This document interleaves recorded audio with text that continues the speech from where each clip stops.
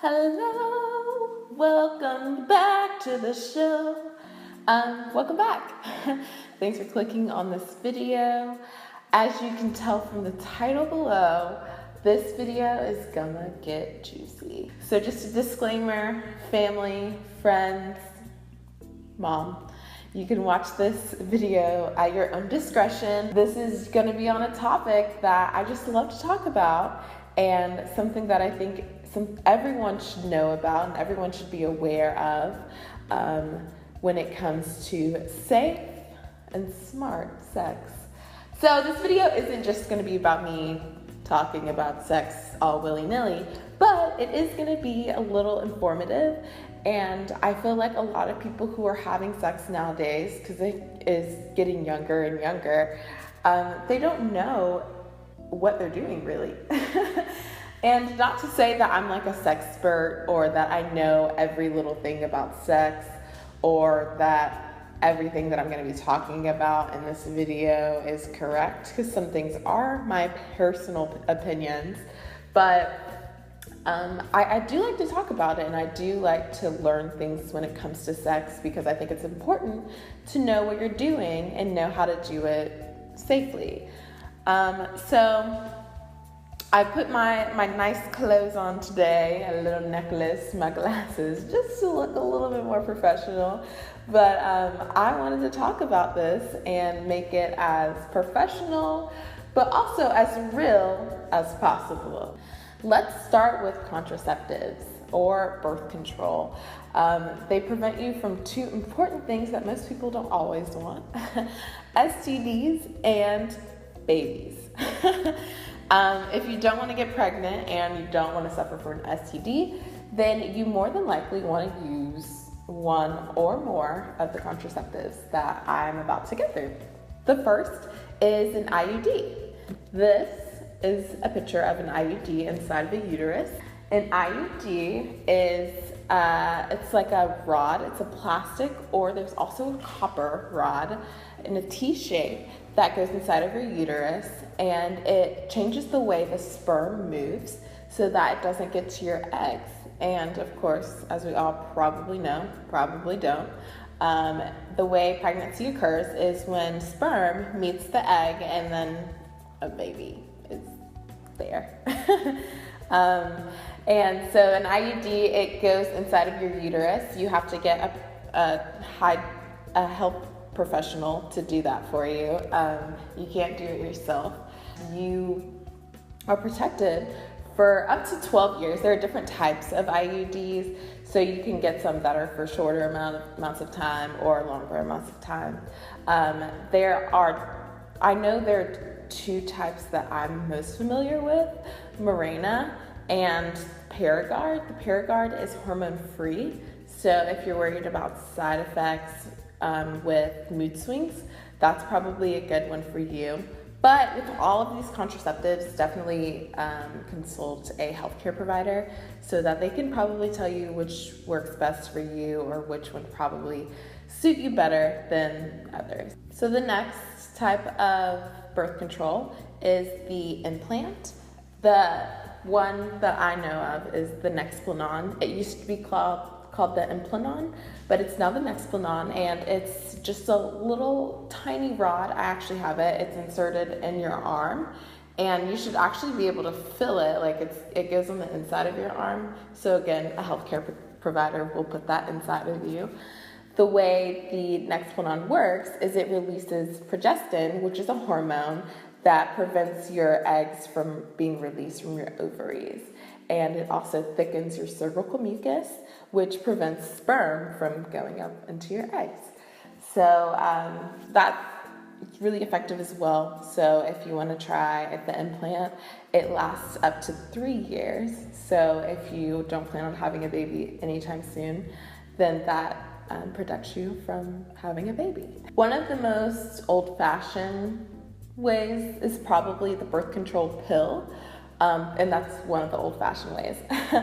And you take that orally, and that also contains progestin, which, prevents ovulation from your eggs dropping. That's taken daily. If you forget to take your pill, you're more than likely at risk of getting pregnant. So definitely make sure you take it daily. If you are completely done with birth control at that point, you can just stop taking the pill. I think that's one of the benefits of it, is that you don't have to go to a doctor every month to get the shot, or get it replaced every 3 years with the implant. So if you want to do the pill, it's probably the easiest way to get pregnant. The last type of birth control I'm going to talk about is the shot, the depot shot, which it also contains progestin. You have to get the shot every 3 months by a health care provider. You either get it in your arm or you get it in your booty. So you can pick your poison with that one. And it's pretty simple. It lasts up to 3 months. So make sure you go and get that shot every 3 months, or you're probably going to get pregnant. This one is probably the easiest option if you can't remember to take the pill every day, or if you don't want that 3-year commitment of not having a baby. The shot is probably good for you if you are still uncertain, but you still want to be a little bit protected. But yeah, the shot's great. I've been on the shot as well. And just every 3 months, you better make sure you go see your health care provider to get that shot. There's a lot of different birth control options. And another one I'm going to talk about is the condom, which everyone should know about the condom. The male condom at that. There's also female condoms, which I've never dabbled into, but if that's how you want to try it, then go for it. I mean, it sounds interesting. I probably would be a little hesitant to try it, but if you want to do it, go for it. If you use female condoms, tell me about it, because that sounds interesting. But I'm going to demonstrate how to put one on, because they are highly effective, one, and they also, unlike the other contraceptives that I mentioned, they are the only ones that can prevent an STD. So you kind of want this if you have a partner who has an STD, or you are unsure if the partner has an STD. Condoms are the way to go. So condoms, they're kind of gooey little things. This is what it looks like. It has a little tip, and it's kind of lubricated. Some are lubricated, some are not. But then it's got this ring around it where you roll it down. So I've got a banana to kind of demonstrate. This is an old banana, I know, but I've held it to demonstrate how to put a condom on. So you want to make sure the tip is up. And some condoms, I've noticed, don't have the tip. They just have like a round tip, and that can be a little confusing. But you always want to make sure that the rolling part is, I guess, facing upwards instead of like this part. I don't know if you can tell the difference, but the rolling part is faced up with the tip, and you want to put that on, and the tip will be at the tip. And instead of just pushing it down, you want to roll it on the penis, and make sure the lubricated part is up on the outside, So there you have it on how to put a condom on. Because a lot of people who don't put condoms on properly, they get pregnant, or they get an STD, or the condom breaks. So make sure you put it on properly so that none of those issues happen, and you won't have to worry about babies, or you won't have to worry about STDs. Let's talk about the first time.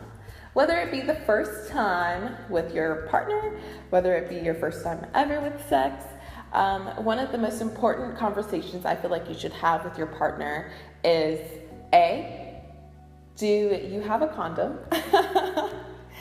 B, do you or have you been tested for an STD recently?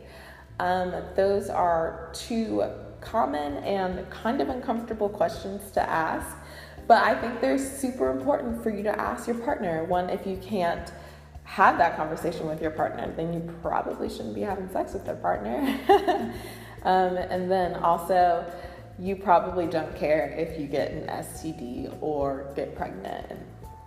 And you know what? I mean, if you're cool with that, then I'm cool with that. Hey, whatever floats your boat. But I think it's super important for you to be able to know, like, hey, this person I'm about to have sex with, he, has an STD. And then you need to take precautions on protecting yourself from getting that STD. Condoms are a good way to go. If it's your very first time having sex, like I said, make sure you get on birth control if you don't want to get pregnant. Make sure you wear condoms if you don't want to get pregnant or have an STD soon. And relax. I think something that's so big is super nerve-wracking, and it's something that's super, a lot of anxiety goes into having sex for the first time. But it is honestly something that you just need to chill with. You need to relax.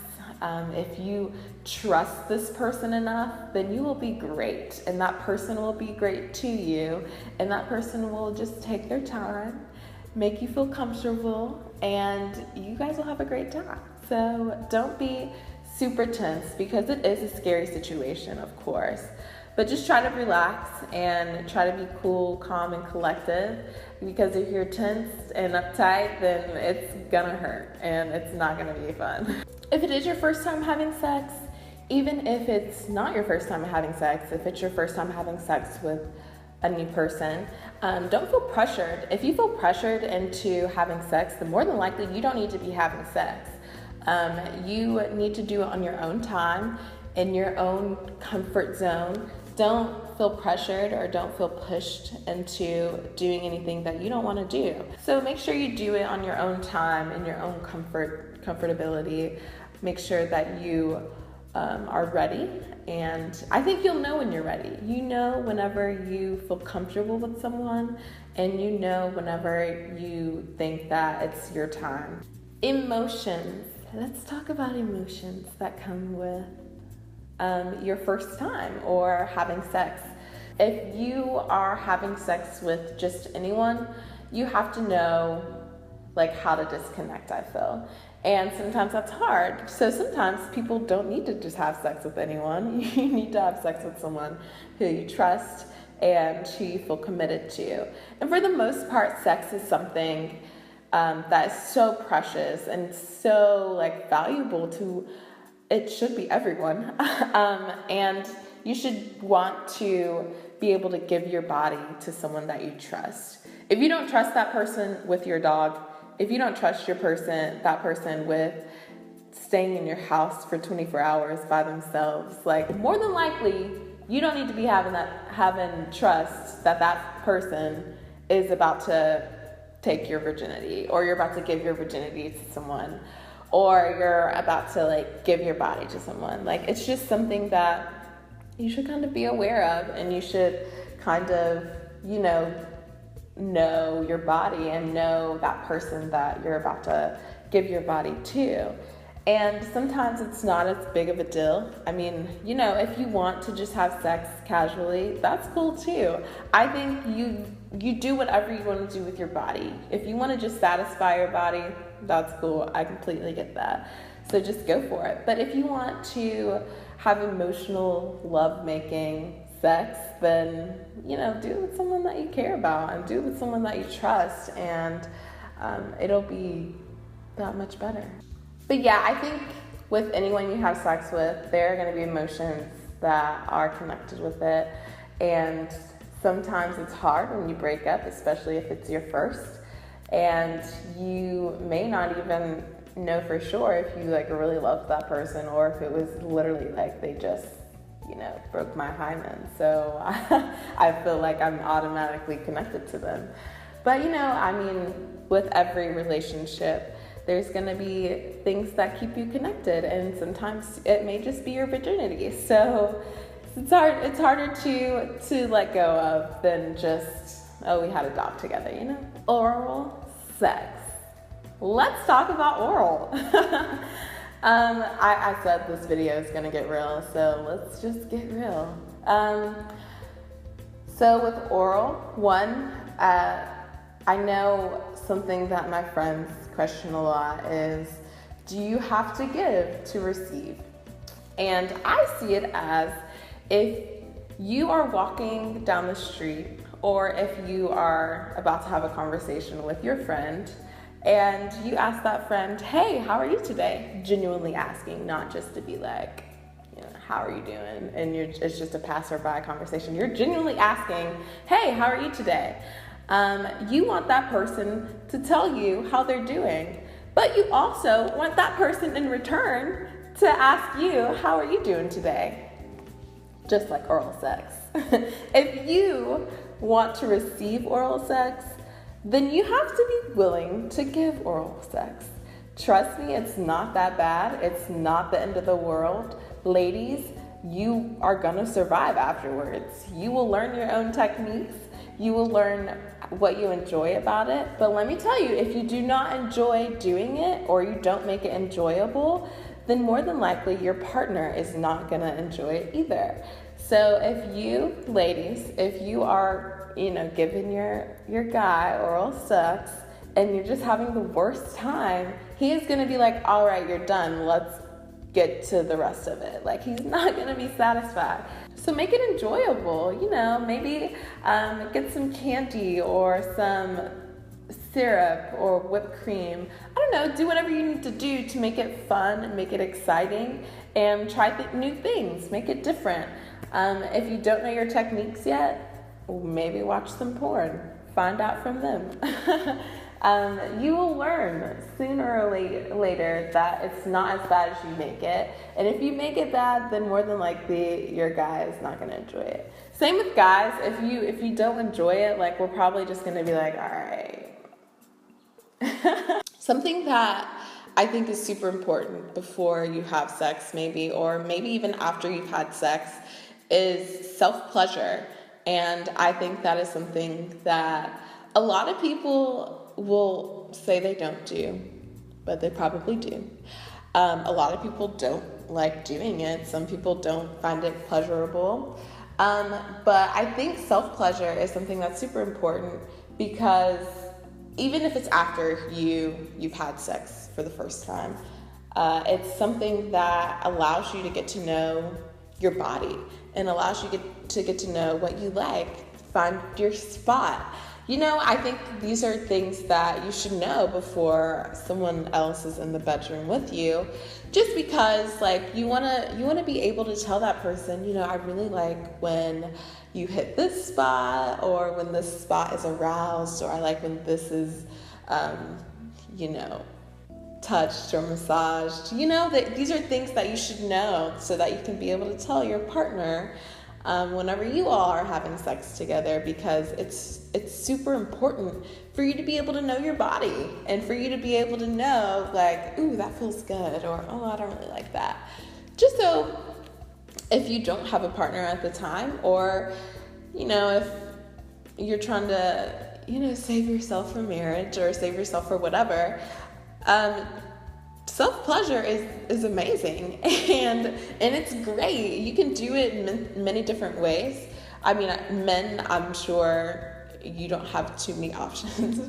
Females, there are toys for men as well. There are different gels. There are different things that you can use to please yourself sexually. And I think it's important for you to do that. I think it's important for you to try it at least once, just to see what it's like, because it's completely different from sex, for sure, but it's also very pleasurable, and you can release stress that way. So, play with yourself if you want. That's all I pretty much have to talk about when it comes to sex. I hope you guys learned some things. I hope that this video is interesting to you. I hope that maybe you can comment below about some sexual experiences that you've had, or some important things that you think other people should know when it comes to sex that a lot of people aren't aware of. So let's keep the conversation going. Let's talk more about sex. Let's make it casual, because I feel like sex is something that a lot of people tense up whenever they try to talk about it, but it is such a common thing. Everyone does it. Everyone, trust me. So talk about it. Feel comfortable talking about it, and spread your knowledge and spread your expertise. And let's make it something that's common and something interesting to talk about with people. All right, well, I hope you guys enjoyed the video again. Until next time, have a good day.